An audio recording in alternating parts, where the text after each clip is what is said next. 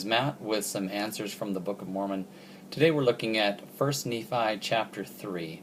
And in the last chapter we learned that Nephi had prayed to the Lord and his heart was softened concerning the things that his father was seeing and was learning, and the fact that the family had been asked to leave Jerusalem.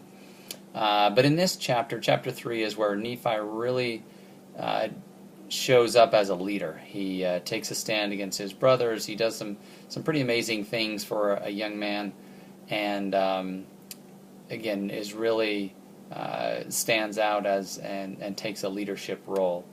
In chapter 3, Lehi, the father, is commanded to send his sons to return to Jerusalem and get the record of the Jews. So it would be similar to what we would have in the Old Testament down to the time of Jeremiah, but apparently there was much more in there. It wasn't just scriptures and some of those things, but actually it was more historical. But there was also genealogy and even more prophets and prophecies than we would have in a modern day Bible, and is commanded to go get those because it's not, as the Lord says, it's not good for this family as they leave. They're going to become a nation. They're going to multiply. They're going to have many other people. It's not good for them to perish in ignorance. They need to know the covenants of the Lord, the commandments of the Lord, the words of the prophets.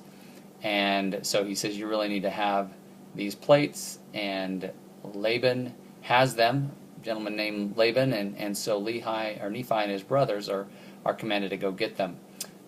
Nephi, in response to that, says, I will go and do what the Lord commands me. And he says, I know that the Lord won't command us to do something that we cannot do. The older brothers are very upset and angry and frustrated, and they murmur and complain. And so, again, we see the two different ways of handling it, but again, Nephi stepping up in leadership role.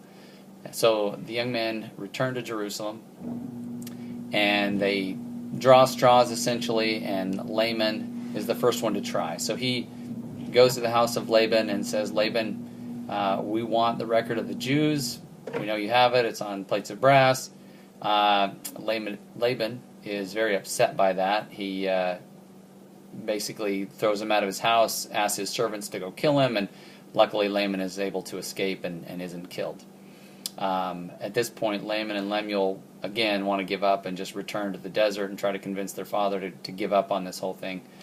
But Nephi, this is really the first time he stands up to his brothers and says, listen, we're not going back to the desert to our father until we've accomplished what we've been commanded to do.